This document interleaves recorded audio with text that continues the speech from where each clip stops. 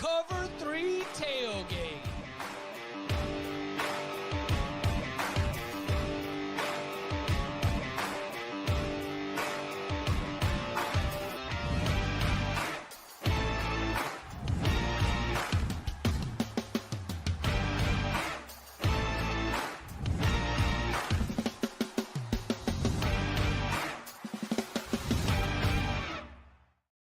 And welcome back to the Cover 3 podcast here on CBS Sports. That's Tom Fornelli. That's Danny Kanell. I'm Chip Patterson, coming to you live at youtube.com/cover3 and everywhere you get your podcasts on demand. Thanks for hanging out. Smash that subscribe, smash that like, and come and join us in the chat, aka the Cover 3 Tailgate, where Jim, 9:43 a.m. Eastern time. Kentucky Derby is in 2 days. I still can't believe that DK hasn't been to Churchill Downs. Have you? Is that no? Did you say that? I mean, I've been not for the race, but because I've covered games at Louisville and it's right there. So you kind of go see Churchill Downs. Never been for the Derby, though. With that being said, Jim asks, what would be a cool horse name with a college football tie-in? His suggestion is a monkey named Gia has a nice ring. That's a pole assassin reference, right? Yes. Has to be. Yes. Okay. What would be what would be a good college football horse name? Galloping Ghost. No, shout out Notre Dame. Where's Michael? You know, Jag Rocket. Plus, says Cody. Yeah, I like that. I would name my horse Rocket Ismail. That's a good horse name. You know, there's a horse in the race this year called Journalism. Yes. So Wow. I think we have to root for that one. Just we've got to save Journalism with the Kentucky Derby. I He's the favorite too. That is setting up for disaster. Journalism is going to get kneecapped. As I gotta tell you, I've seen the future. I'm not liking journalism's chance to be able to get the wreath of roses at the end of this. Ramblin' Wreck. That's a good one. That's a great Georgia name. Tech one. Yeah. It'd have to be kind of a wild horse, wild stallion. Mm-hmm. Goes What else? The Process. short yardage. Ooh. Short yard. Listen. Sprint horse. Short yardage for a horse. That's good. Yeah. Joe Burrow, but Burro. Ooh. Thorough Burrow. Hottie Toddy. Let's see. We're not answering that. You know what? Never mind. What? Let's see. Hottie Toddy would be. I'm sure. I would bet, and I'm sure that someone could look this up. But I'd bet there's been a horse named Hottie Toddy in a. Yeah. Oh, I would bet there's been 1,000 horses named Hottie Toddy. That's true. In any others? Not that I could think of off the top of my head. No. Crab legs. Yes, that would be good. I mean, you could do something with Georgia's track record on the highways. Yeah. Yeah. Yeah. Yeah. Fifth down. The one horseman instead of the four horsemen. That's true. That's another good one. No huddle.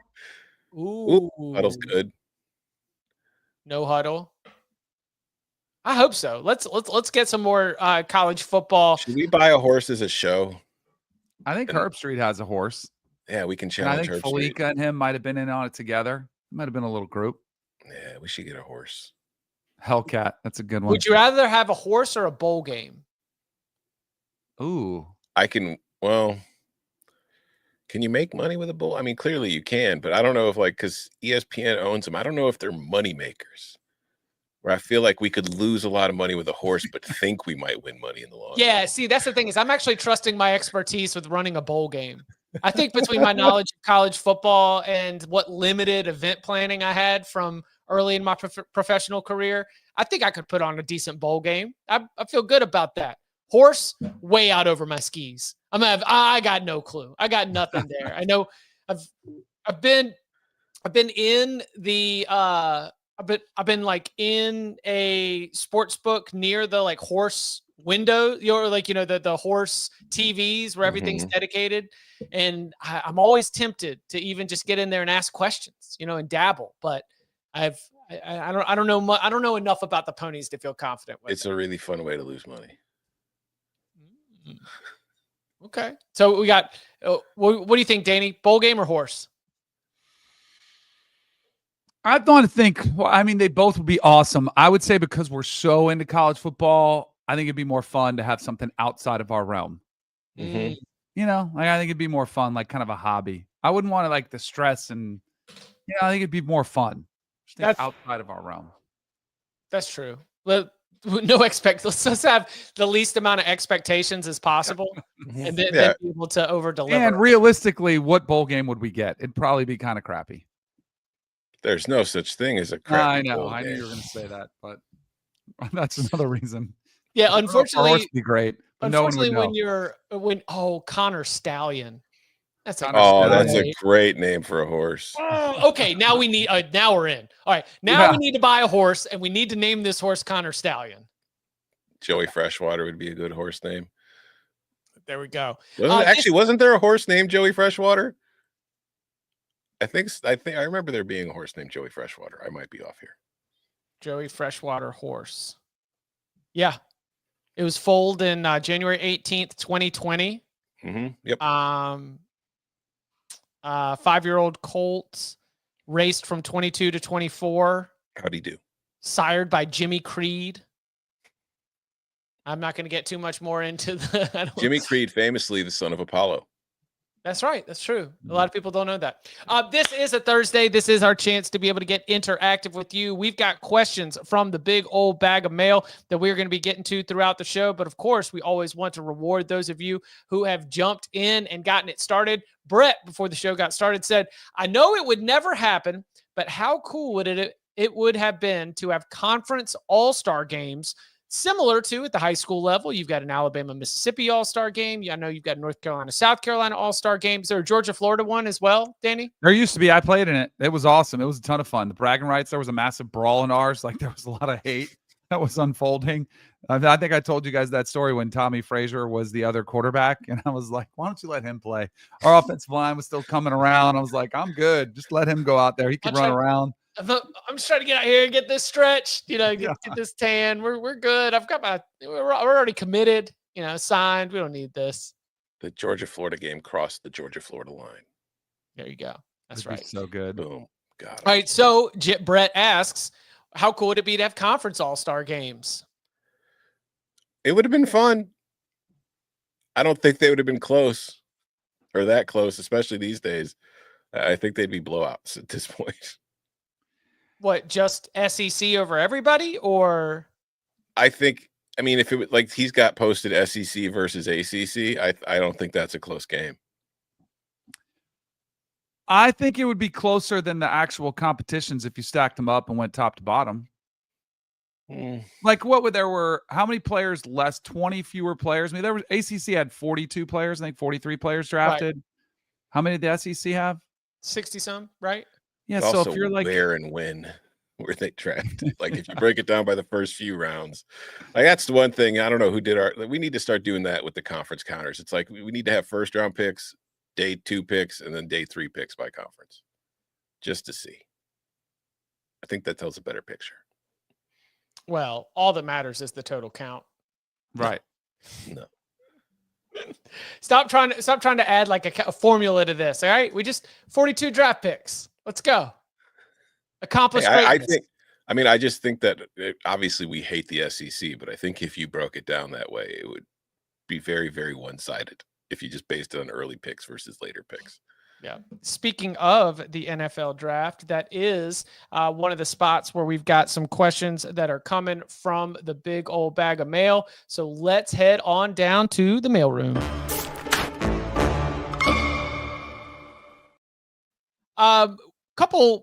Two questions that are very much tied to the same topic, which we discussed already a little bit on Monday, but I think this is a bigger picture thought. This first question comes from the big old bag of mail. Username Just Want Football said, best college football pod in all the land. Mailbag question. Piggybacking off of Monday's Quinn Ewers bad advice segment, in this era of NCAA having no teeth and player movement being restricted less and less, Can you explain what prevents players who don't get drafted where they want from coming back to college if they still have eligibility? It's easy. The rules. Yeah. The NFL is the one that prevents them from doing that.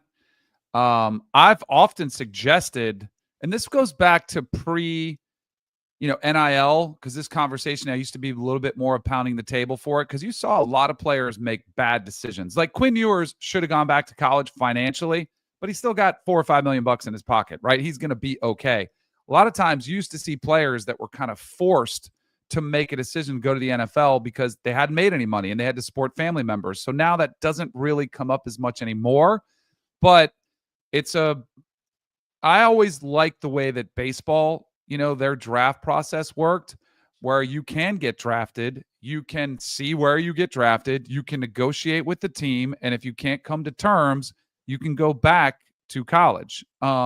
I think that'd be awesome. If Shedeur Sanders maybe could have gone back to college, made a lot of money, or you can negotiate and still go to the NFL. The reason it will never happen, it would give players way more leverage in negotiating. You'd see, like, the easy slotted system formula for NFL draft picks where they just get paid pretty much slotted. That could be, there could be some upheaval there. And it would put a lot more pressure on the NFL to hit on their picks and make sure that they get them right, because they could, a team could theoretically, maybe the Browns never get to draft another quarterback because players would be like, I'll just go back to college. If I was a quarterback, and you wouldn't have to sit out, you could just go back to college. So I don't think it'll ever happen. I wish it could, but I just don't think it'll ever happen. Yeah, and like there's part of, like, you could, if you wanted to right now, like there was the I think it was Pro Football Talk wrote that article during the draft last week, like Shedeur Sanders at this point should just go back to school for another year and make blah blah blah. And it's like, well, the premise is if you sue the NCAA, you're going to win because everybody's beating the NCAA in court. But at this point, it's like, how long would that take too? Like, well, the NCAA so when you would said appeal the rules, it. that was what my question was, because under the sort of current earning rules, what could you do to jeopardize your eligibility? I don't know. Other than exhaust it. Like, are there NFL rules that say once you get drafted, your ass is here and that's it? I mean, that's the eligibility rules were always, once you go pro, you're done. Your eligibility is gone once the minute you get paid for playing a sport. So, but that stuff is all that's all out the window now. That's what I was thinking. Yeah, I mean, there's, like, you see in college basketball right now, all these dudes who don't have eligibility are in the transfer portal, just in case rulings come down that say they get to keep playing, because it's not out of line that we're looking at a situation where within the next few years, there won't be like age limits or eligibility rules. If these athletic departments do like just all branch off and become licensed things, you could have a 32-year-old playing probably if you wanted to, which won't that be exciting and fun for all of us? Hey, we've seen some older quarterbacks have great success. So what was it? Made all his money in like .com boom. Then you wind up not Carson. Chris Winkie. Chris Winkie, yeah. Shows up to Tallahassee with a bunch of money made in the stock market and from baseball. And now you get to be the quarterback of Florida State when the program is soaring. Worst spots to be in. I'm just going on record, like Chip's on record, that LSU will not win a national title or he'll sell his house. If this sport becomes a bunch of semi-pro 32-year-olds playing who just aren't good enough for the NFL but are getting a paycheck to play like for Alabama, I'm out. I'm done. I'll just go watch the NFL. Okay. I am not on record as I am not either. That sounds like a Bo Nix beard bet. I am not on record. If it just becomes the UFL, you're going to keep caring as much as you do? Yes, because that's why I think separates the NFL and college is the passion for the school. But they're not going to be playing for the school. That's my point. It's going to be people who aren't in school. It's just going to be athletes, minor leagues football. That's all it's going to become. Did they ever go to school? Like, I mean, like you could get into that really, skeptical viewpoint. I'm saying if it's like dudes who drop out of the NFL and then they sign up with, the Gators, like you're going to still look at it the same way? You think fans are going to still look at it the same way? Can he get after the quarterback? Like, can he help you beat Georgia? Can he help you beat Bama? I agree with you. I am worried. I think I agree with Tom's premise. I don't think we'll get there. I think that ultimately, don't say we won't get there. I think ultimately a 20-year-old has more ability to be able to go out there and help than a 32-year-old at a lot of positions. Like, looking back over my opinions on amateurism, 15 years ago, I was like, scholarship is great value. Players don't need to be paid, right? Like, I was old school. I don't ever want the players to be paid. Then NIL comes around, kind of adopt it. I'm like, all right, that's a good compromise. Then you quickly realize that's pay for play. One of the ideas that I had suggested, because the one thing was, players can't make any money, and this is the only opportunity they have to make money, and they can't play in the NFL. I kind of wish there was a setup where players could go to the XFL or UFL if they wanted to be professional athletes, and they would still be amateurs if they were in college. I think that would have been a way to preserve things, but the money still would have never been the same. But I do wish there was an appreciation and a mindset that was like, I'm going to college to be a college amateur player. And if you want to be pro out of high school, you could go XFL or whatever other league. There wasn't always that league that was in place. And I know the viability of even the XFL now, I don't know, what are they calling it? UFL or UFL? UFL. Like, I know the viability of that maybe isn't long-term, but that was always something that people threw back. Well, they can't go anywhere else and play. Now they kind of do. And I always kind of wish that was it's too far gone now. We're done with that.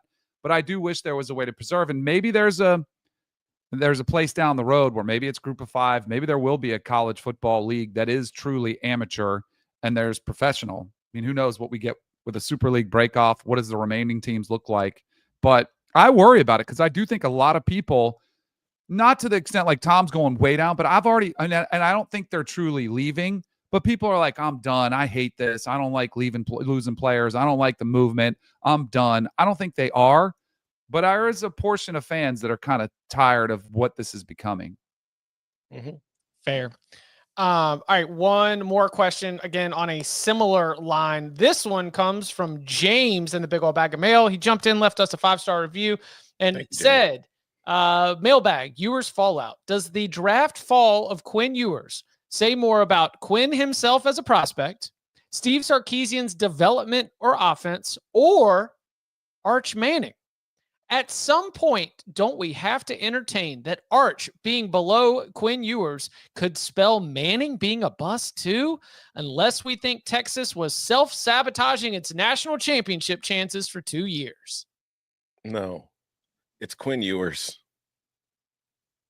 It's got nothing to do with Sark's offense. It has nothing to do with Arch Manning. Texas was competing for a national title. They went with the veteran option rather than the inexperienced option. I mean, Arch was there. Arch was not a finished product when he showed up. That was the whole plan. He needs to be developed. Quinn Ewers, had he not been hurt every single season and had those injuries not sapped him of a lot of his arm strength, Quinn Ewers would have been picked in the first 3 rounds. But he got hurt, and his arm strength dropped considerably. And there are questions about him long-term because he's got the quote-unquote injury-prone tag. That's all that happened here. It's all of it. It's really hard to play in the NFL. It's really hard to get drafted. Just because you're a great college quarterback doesn't already mean you're going to be a first, a second or third round pick. I mean, there's a laundry list of quarterbacks who are really good. Now, I do think the thing about him being a 5-star and projected and arm talent and those things brings some of that into question, but he was injured and he hasn't played one season where he's played all 12 games. That is a massive red flag. And he's not that big.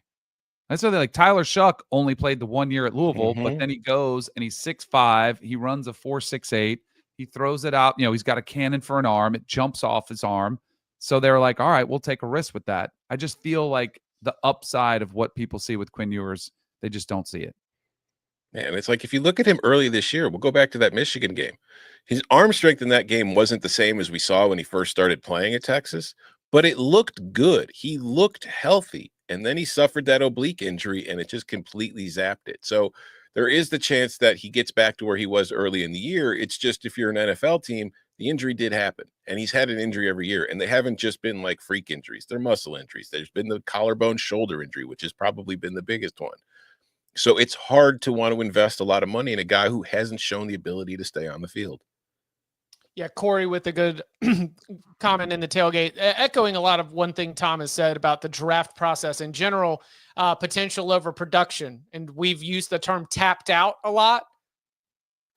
Quinn Ewers has not given you a lot of like, oh, and there's so much more to come. What he has been very good. This man led Texas back to where Texas wants to be. He was the quarterback for Texas reclaiming its spot as a legitimate national title contender. He was the one leading the Longhorns down the field, come back against Washington. Like, you might go get a crack at Michigan in the title game. You know, he had the answers. He had a bunch of big plays, stepping up when it looked like they were going to get upset against Arizona State. You know, like he has been an awesome, awesome college quarterback. But the draft speaking a lot more to the idea is like, that's all great, but we are drafting players who we think would be able to show us something that isn't on that tape. I don't necessarily play it that way, but that seems to be the signal that the NFL is sending. I want to say it's not more surprising, but I think it should be equally as surprising that he went in the 7th as it was that Shedeur went in the 5th. Like, I think he should have been. I think Shedeur, I had him pegged as like a 2nd-round pick, and I thought maybe he'd go in the 1st. And I had Quinn Ewers as a 3rd or 4th-round pick that ended up going the 7th. Like, I do think his fall was pretty dramatic and worthy of discussion. You know, like when you look, it's like Dillon Gabriel doesn't have a better arm than Quinn Ewers. You know, but he's played a lot more football and he played really good. Maybe he's more accurate. Some of the decision-making, Quinn made some, you know, throughout his 3 years of tape, he'd make some turnovers that were a little bit curious.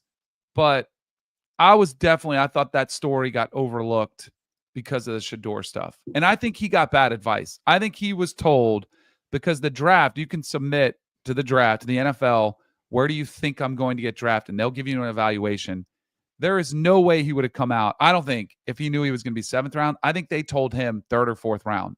And I think that's what he was thinking. I don't agree with that. I had Shedeur as a 2nd rounder, but the way the NFL draft works, you always bump it up a round for when the leg should be picked. So 2nd rounder likely taking the 1st. Quinn was my 9th ranked quarterback in this class. I figured he would be late the entire time. Now 7th round, maybe not, but I wasn't shocked by it at all.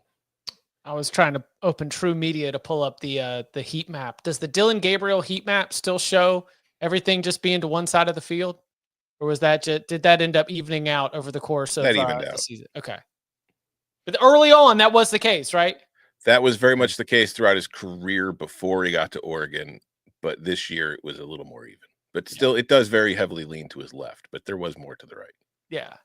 That was what I was just like at the top of mind. I was like, you're telling me the left-handed Smurf who can only throw to one side of the field is getting drafted?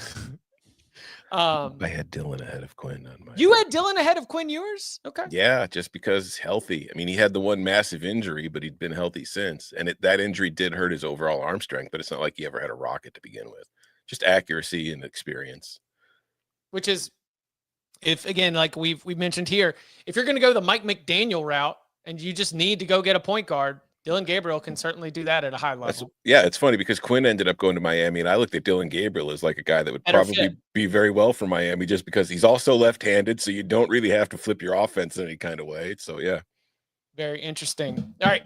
Coming up on the other side, we continue to roll through your questions and our answers, including just a great annual college football conversation. Someone's always got it on their mind. So instead of necessarily hitting you with a ranking or a listicle, let's do a State of the Union. A State of the Union. College football uniforms. All that and more. Next. The clock never stops. Relive the greatest moments with uninterrupted highlights and more. It's Gareth Bale! Ronaldo! Wonderful goal! On the UEFA Champions League channel. Streaming free.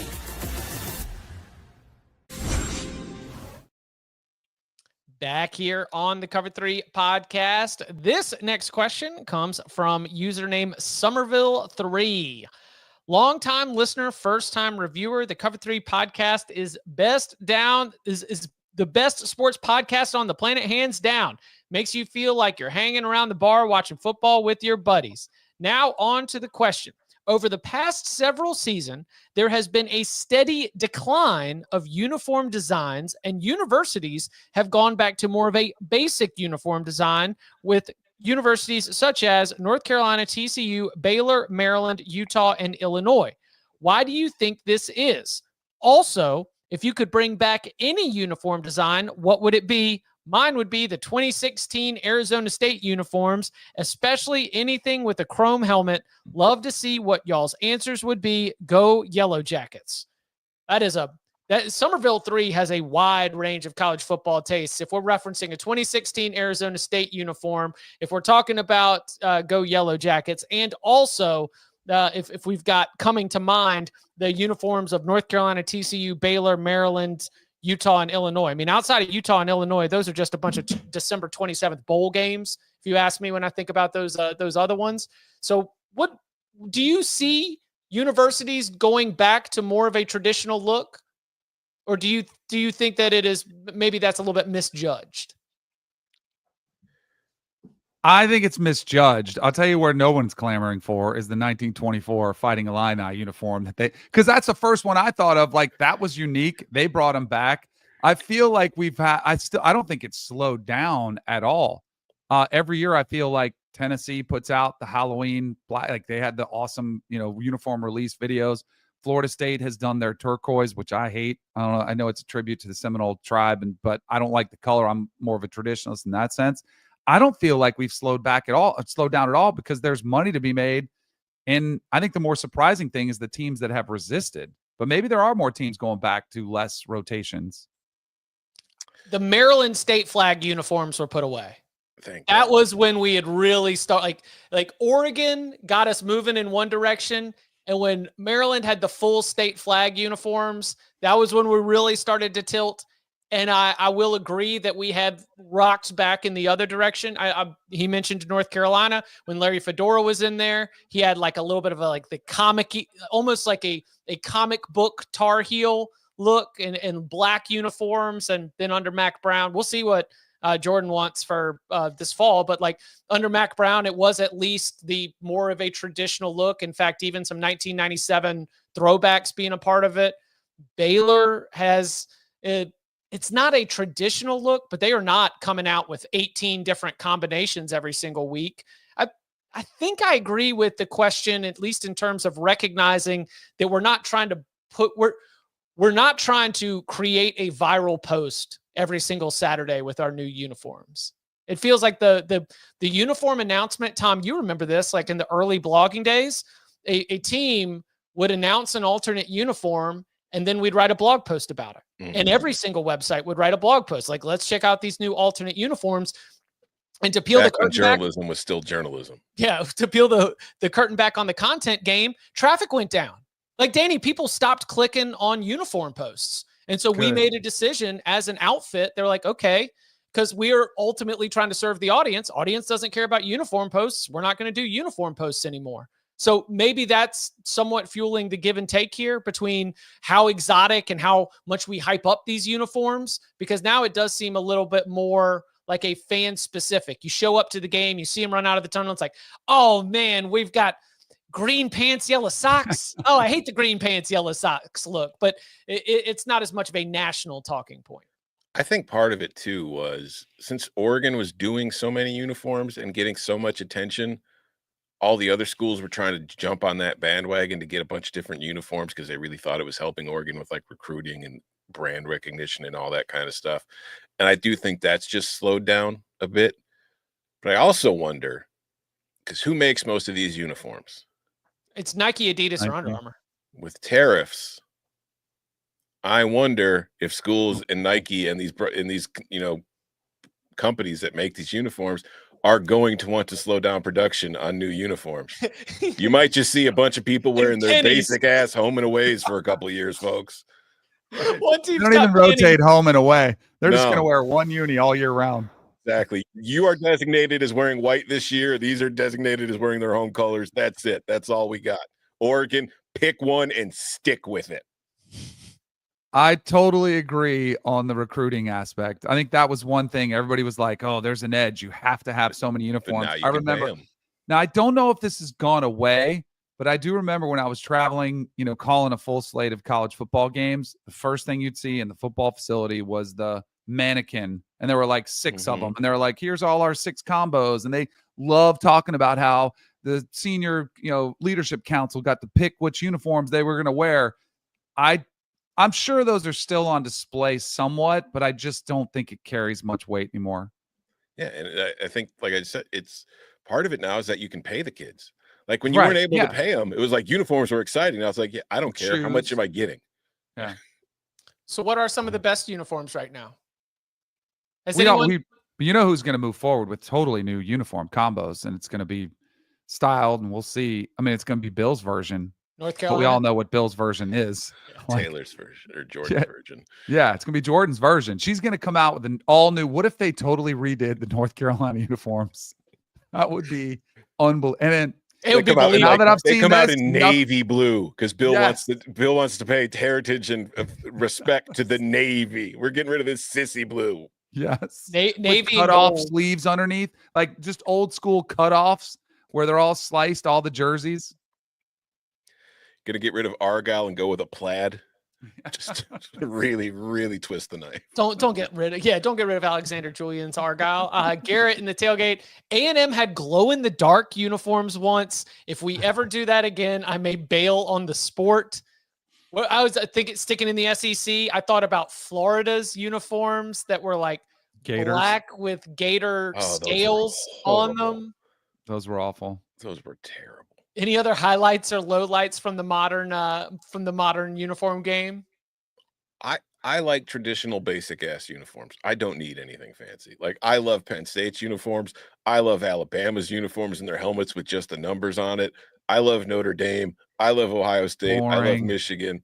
I love Florida State. I love Florida State, but I don't think they're not subtle. No, the helmet they've changed it a little bit, but like that helmet with the spear is always going to be an all-time helmet.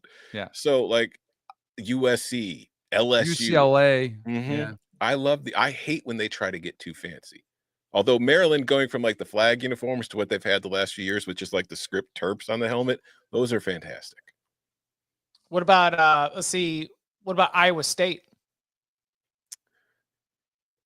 I don't like when schools go with alternates that don't actually feature school colors. Like does that include Clemson's purple? That's like the Florida State turquoise. It makes no sense to me. I don't love that. Yeah, like Iowa State going with the black uniforms. Black's not one of your colors. Why are you? I mean, So I generally don't like that. Like when Tennessee goes with the dark gray, I do not like those. Just that kind of stuff. It's like stick to your colors. I hear. Who's got the best? You've already given the classics. Danny, who's got the best uniforms right now? I mean, I'm partial. Florida State's, traditional garnet and gold. We've done. I like LSU's color scheme. I like it more with the throwback. I mean, maybe is this all an age thing? Like this is what we think of. Prime college football was 80s and 90s, and that's kind of the color schemes and the uniforms that we loved. Probably. Is there somebody that's in their 70s or 80s being like, go back to the 40s and 50s and 60s? Yeah, but I think maybe that's what we're partial to. But even like young kids I'm not a gamer, so I don't know with EA Sports. Can you select a uniform on? Yes, you can. I wonder what's the most selected uniforms, like classics or funky. Like I'd be curious to know. We'll have to get Bud on it with his contacts. LSU's probably my favorite uniform. Yeah, LSU. Their white helmets, I think, are great too. But I like Ole Misses sometimes. I do too. I love the powder blues when Ole Miss wears those. Yeah, that's when I put in soft. Then it's like Carolina, but it looks better on them because they're manlier. They're not like North Carolina. No, listen, it's about expectations. They both fall perfectly fine. Okay, an Ole Miss 9-win season is a North Carolina 7-win season. Okay, based on investment and expectation, you put in the scale, you slide it. That's about the same right there. Fair. That Ole Miss loss to Kentucky was a very Mac Brown loses to Virginia result. So true. Very true. Yeah. But a North Carolina 9 is probably an Ole Miss 7.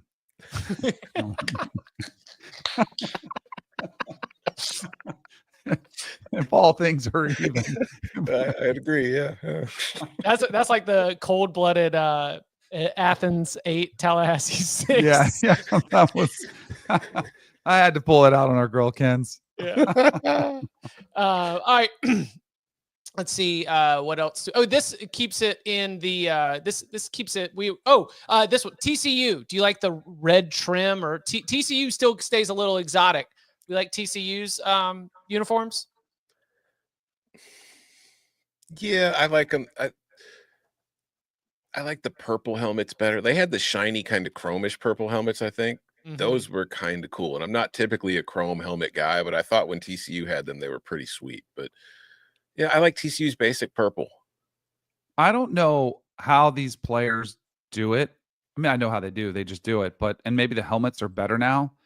But we had like your helmet. I remember you'd get a new helmet every year at Florida State. And like for the first month, you'd have this massive red like welt on your forehead because it was so uncomfortable. And you had to like break it. It's like a baseball glove. Like you kind of want to break it in.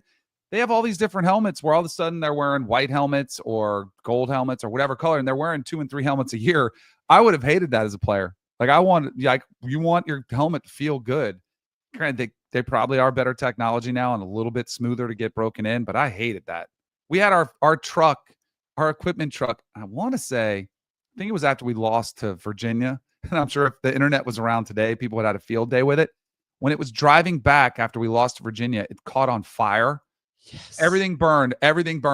Maybe Coach Bowden had him do it because the performance was so bad. But we had to get all new uniforms, all new helmets. And I remember I hated it. It's like, this is awful. Mid-season to have to break in a new helmet. Back in our day, helmets were basically made of cardboard and bubble wrap, like for the most part. They pretty much were. The technology compared to what they're wearing today, it's like, wow, we were just pretty much. We thought we were hats. close. We had the pump up. That was like cutting edge technology, was the pump up to really squeeze it tight.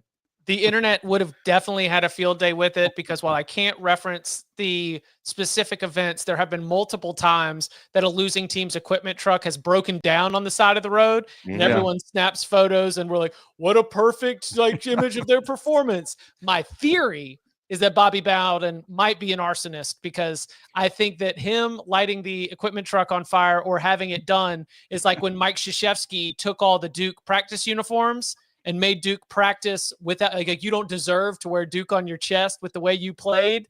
Losing to Virginia like that, no, we're lighting it all on fire. You got to start over with some new stuff.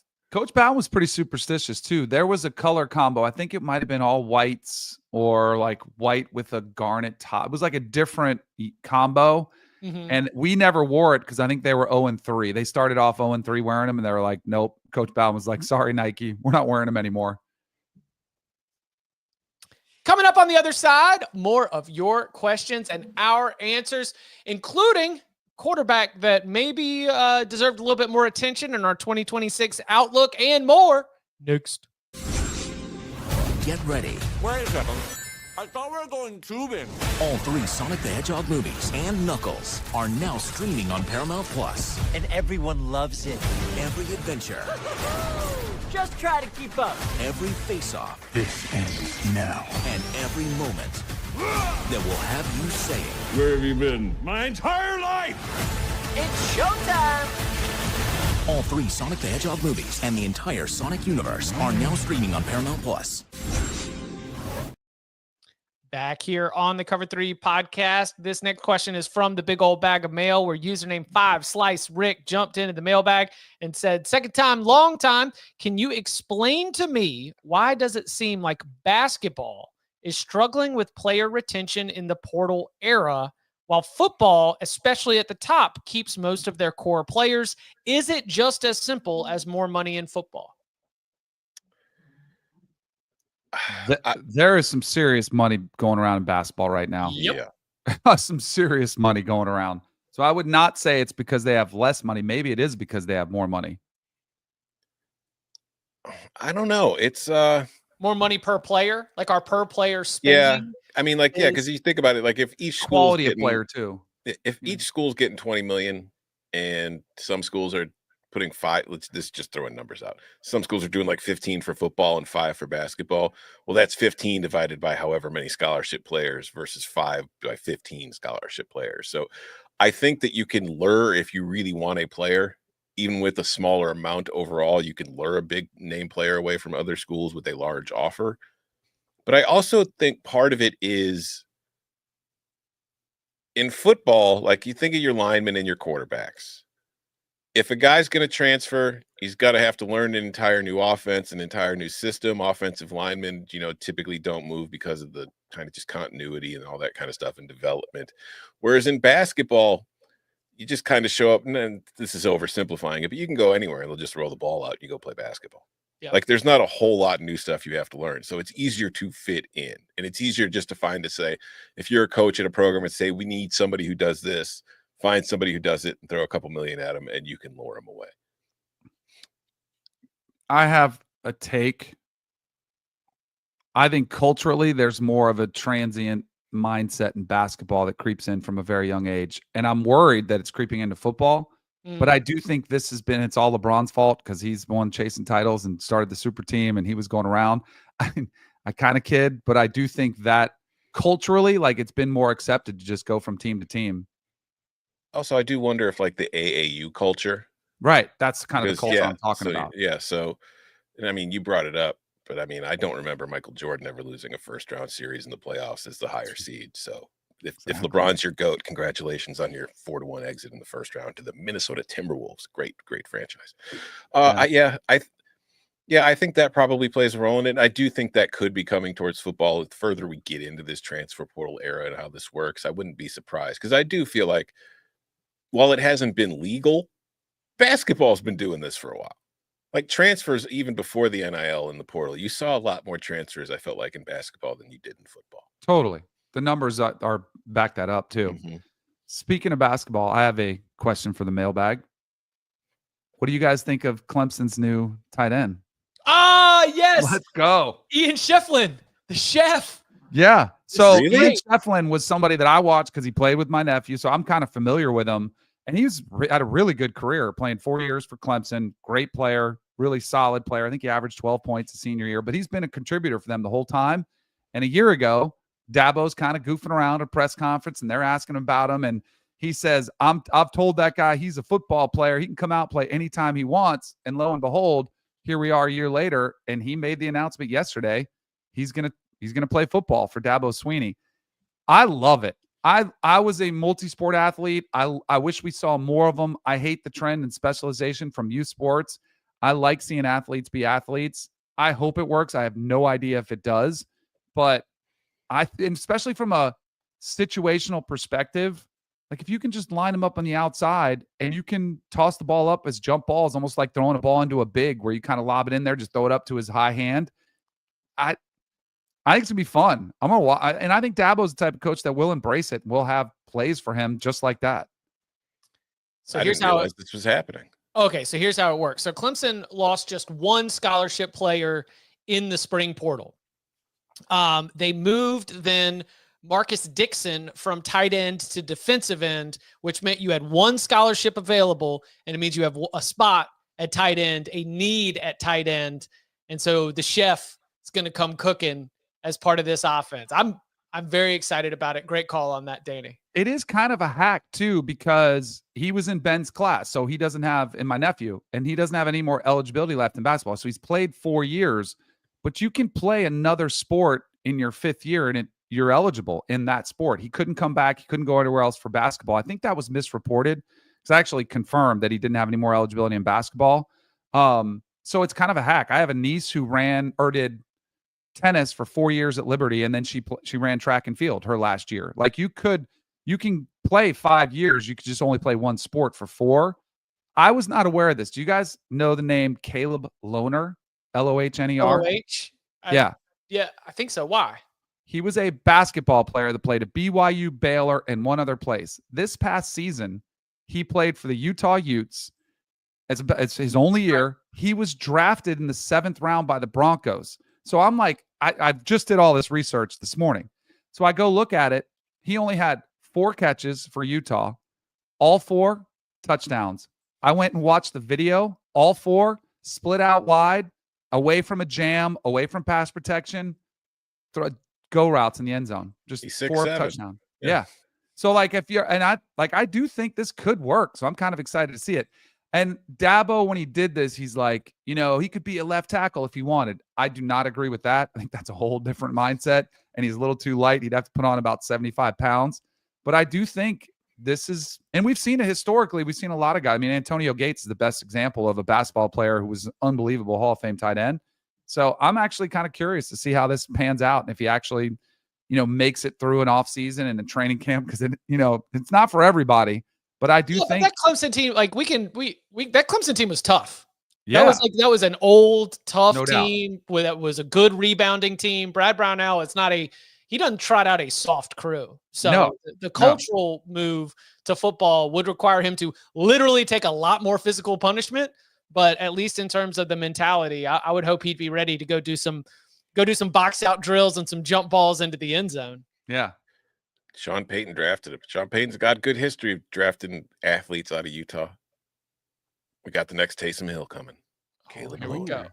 All right. Brad jumped into the tailgate at 8:13 a.m. Eastern time. He said, Mailbag Thursday, celebration indeed. Why aren't we mentioning Josh Hoover of TCU as potentially a draft pick? Believe he is draft eligible after the season. And Chip, when are we getting Group of 5 coverage? One team goes to CFP.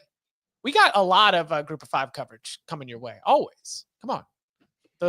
You talk to us. Tell us, Brad, which one you want. But Josh Hoover, what do we think? We're talking TCU right now, aren't we? When we talked our top 10 quarterbacks, he was brought up in the episode. I don't think he made anybody's top 10, but he was just on the outside for mine. The draft thing, I think now he would have to have a great year, right? But 6'2", 200 pounds, which is probably at the combine, 6'1", that could be prohibitive. But if he has another big year for TCU and they could be a surprise team in the Big 12, I say why not? We should, but I do think we've mentioned him, just not as a first rounder, but as a really good quarterback that's returning in college football. Absolutely. Yeah, throw him in the pile. He's one of them. I would say the only knock on him right now is that he's 6'2", which we talked about, Garrett Nussmeier's 6'2", but he doesn't. Hoover, I don't know if I would say Hoover has the same kind of arm he does, but it's just, you typically see at this time of year, guys are projecting quarterbacks with like the frame and the makeup and the traits. And you could argue that Josh Hoover is a good quarterback, but he's not going to be the kind of guy who grabs NFL draft attention until the production is great the year he's actually eligible, which could be this year. If he has a big year, you will hear his name plenty. Max Duggan 6'1", Right. Mm-hmm. So that's why he's with the UFL battle. System is kind of QB friendly, where it's kind of, it's easier to put up good stats. And you look like Sonny Dykes is his one quarterback that was like, getting a ton of draft attention while playing in that offense was Jared Goff. And Jared Goff is what, 6'4". Prototypical. Yeah. The whole way. Josh Hoover, great opportunity. Labor Day Monday. Go. Everybody will be watching. You could make your statement there. Raf jumped in early. He was 9:13 a.m. He said USF. Here we go. G5 is investing $350 million on a new stadium. It's an AAU university and has had top Group of 5 recruiting classes. Are they the next school to get called up to the Power 4? And how do you think they do this year on the field? I mean, they could be a Florida State Miami replacement in the ACC. Yeah. No, Danny, don't make that smirk. They could. You're right. Yeah, I thought you were going to say like they could replace them as a powerhouse in the state. No. I thought it was a snarky comment. No, but yes, I agree. ACC, when you're putting it, like if the old saying was that every athletic director had a list in their top drawer of their desk with coaches that they would call if all of a sudden their coach left or retired. The ACC on its list of schools that if it needs to run out and grab someone, USF should be on that list. I don't know if it is, but it should be on that list. Also, do you think they'd go get UCF too? Like if they lost both Miami and Florida State, would they go get USF and then steal UCF from the Big 12? It would be much easier to get USF than it would be to poach UCF. I agree, but I'm wondering if they would try.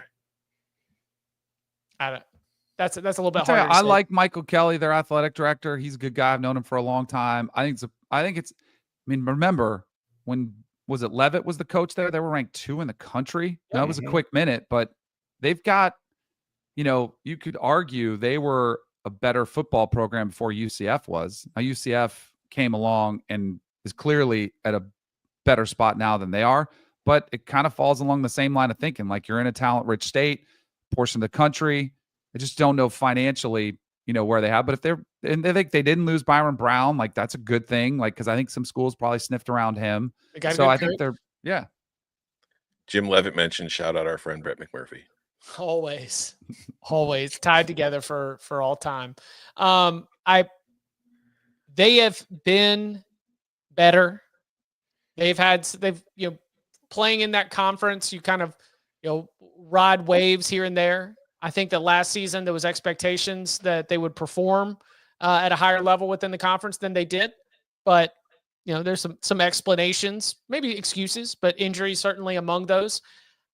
This season, they should be competing there's no reason why USF should not be competitive against every single team in that conference, playing for one of the top spots, playing for a chance to go play for the conference title.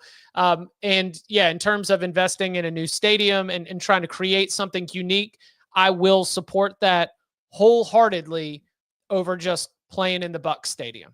Mm-hmm. And I mean, I think that's also got to be part of their thought process. What, like, we are going to do a more size appropriate stadium that we can fill and create a good environment. You look down the road and you see what's coming, and you say, we can either sit by and risk it or invest to see if we can join it. I would agree with that. So yeah, we'll see what happens on the Bulls. We drafted Group of 5 programs one time. I believe USF was one of the squads I drafted. Maybe we'll do that again this offseason. Coach K asks, if your favorite team called and asked you to be the new general manager, would you, 1, feel qualified enough to do the position? And number 2, would you consider taking the job? And the question asks, salary would be $1 million a year. Yes and yes. Yes, right? How fast? Where's the offer sheet? Let's sign it. I mean, Shaq just got hired to be the GM at Sacramento State. This trend is annoying me. Oh, God. Because it's not annoying you. Like, we saw Steph Curry, Davidson. We've already seen several basketball players. Trae Young. Yeah. Oh, buddy, I'll tell you who has the Excel spreadsheet and the board up in his home office. But this is such, like, is this the new put your name on the court, like, or put your name on the weight room? I mean, essentially that's what this is, right? It's just attention. Because they're not doing anything. No. I mean, that's what's stupid about it. Now, I'm assuming that this GM position that Coach K is asking about is legit, which I do think. I think all of us, like a Chad Bowden, like you go, like you are a general, you're a general manager with general manager power ability. It's not a Ron Rivera or an Andrew Luck, but it is, those respected general manager who handles the roster building. Barton Simmons. This is a Barton Simmons type situation. I mean, if Barton can do it, we can do it. That's the way I look at it. It's a great. I mean, we would just be following Barton's lead, honestly. Do you think you would be? You think you got the chops? Yes. Yeah. Yeah. And then let's see. I was going to say, Chip, too, we're doing another show later today. You and I, we got 15 of the 32 first rounders in our early mock last year. One of the P4 people on that show got hired to be in an NFL front office. It was the guy who I made all the picks for. Come on, Spielman. Why didn't you bring me with you? I had not seen until this draft cycle that screen capture of the Zoom call of the Vikings reaction to the Eagles taking Jalen Reagor. Oh. So that would be the 2020 NFL draft. Yep. The Eagles are picking right before the Vikings, and the Vikings are set on this wide receiver. You may have heard him. His name's Justin Jefferson, but they're worried that the Eagles, who they believe are interested in a wide receiver, will be taking Justin Jefferson. The pick comes across the Zoom call, like whoever is the office administrator, the administrator of the Zoom call, lets them know, and Spielman and Zimmer and all of these other Vikings brain trusts are just like laughing and losing it. And they're like, get that pick in right away. It was, I didn't know Rick personally at that point, but it was fun to see him pop up and just imagine what it would be like to be in his shoes as you're sitting there with the options being you do or don't get Justin Jefferson. And clearly, based on the reactions, that Minnesota coaching staff, general manager, front office, they understood what they potentially had with Justin Jefferson. And if you're the Eagles, I understand your Super Bowl will mop up all your tears. Yeah. But buddy, you could have had Justin Jefferson and Jalen Hurts. I will say the Eagles find themselves getting dunked on for it, obviously, and they should be. But Justin Jefferson was the 5th wide receiver taken in the first round that year. Gosh, now one of them nobody's going to argue against, but Jalen Reagor, CD Lamb, Jerry Jeudy, and Henry Ruggs all went before Justin Jefferson. where can I watch that? The mock draft you guys are doing. Ooh, great question, Danny. It'll be debuting on this YouTube channel, youtube.com/cover3 at 11 a.m. on Friday. We're set to tape it later this afternoon, and then it will make its premiere with the first pick. Ryan and Rand, their show, the show that the aforementioned Rick Spielman used to be on. They will be debuting it as well. It should hit the feed along if you want to be able to listen to it. We'll be doing a mock draft. I will be teamed up with Rand. Tom will be teamed up with Ryan. We're going pick for pick. They tell us what the team needs are. We try to give you the best prospect. So again, we did pretty well last year. Hope we can do it again. Friday, 11 a.m. Eastern time. You can see it here debuted on the youtube.com/cover3 channel. There are only certain times that I will have something on the golf course to make, like the Masters, when it's on, I bring that out and stream it and I listen to it. That will be about the turn tomorrow. I'll flip that on at 11 a.m. I'll have it on the golf course so I don't miss a pick. One last one for the road. We'll be in the same place when that Cody. debuts. That's right. Watch it back. Why is the NFL draft not a beer? Oh my gosh, Cody, you better trademark that now, or else Roger Goodell might steal it. That's a great question. And finally, Extremely I would add, watered down. what kind of beer would it be? Extremely watered down. A boot. Yeah. It would taste like a boot. What would it taste like? Just watered down, add a gallon of cold water to a keg of Michelob Ultra. Yeah. There you go. Cheaper, maybe Natty Delicious. Light. Yeah. something does, and is it even high alcohol content, or is it just it's watered down? No, because it's beer created for NFL fans to crush 20 in the parking lot before the game. So that way they can have all the beers they want, but they won't be too drunk. It is meant for excess. Yes. Yeah. A beer that is meant for excess. The word sessionable gets thrown around a lot in the brewery industry. That just means we want you to drink 12 of them. So, we'd like you to drink 12 of them in a session. That is a sessionable beer. So yeah, why is the NFL last time you draft guys not a had beer? 12 beers in a session? It's been a long time. What? Last time? You had 12 beers in a quote unquote session. I mean, is a session a weekend? No, I just mean one drinking excursion. Since I was in high school. Well, no, probably in college. Yeah. I will not indict myself. Tom's already trying to back me in a corner with my house note. I'm not gonna. All right, let's put out another quote card. Chip crushed a case of beer this morning. Before the podcast. Chip crushes a case before every show. Yeah. Did you see Lawrence Taylor's comments on what he was doing in the NFL draft when he was drafted? The 12 beers would have been the first 3 picks. He said he had 41 beers that day. That the Wade Boggs story.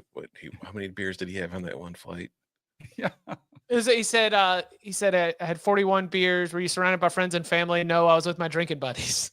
How do you think you had 41 beers? Does it mean you're getting old or more mature when you just don't count anymore? Because I remember I used to keep the tabs on the top. You thought it was cool. For sure. Keep track. Now I'm I don't know. 2 things, Danny. Number 1, you are getting more mature. Number 2, you don't want to know. Right. Exactly. Yeah, we feel okay. We're good. No need to brag. No need to boast. No need to have anybody checking up on my stats here. Those sorts of things. All right. We will be back Friday. It'll be, premiered live on YouTube. That's right. We were just talking about it. It is going to be that mock draft crossover event with the first pick. We're going to do that later today. You can catch it tomorrow here on the YouTube channel at 11 a.m. Eastern Time premiere. Then we will be back next week, scheduled TBD, but certainly going to get you set as we get locked and loaded through the rest of May. We got coach rankings coming up in just a little bit. And, of course, summer school. They have been recorded at a furious level. And you will get to start seeing them and hearing them soon. So keep your eyes out for the debut of our annual summer school series. And you can follow him on Twitter at Tom Fornelli. You can follow him at Danny Kanell. You can follow me at Chip_Patterson. Gentlemen, thank you very much. Bud crushes 6 summer schools in an hour just like Chip does beers.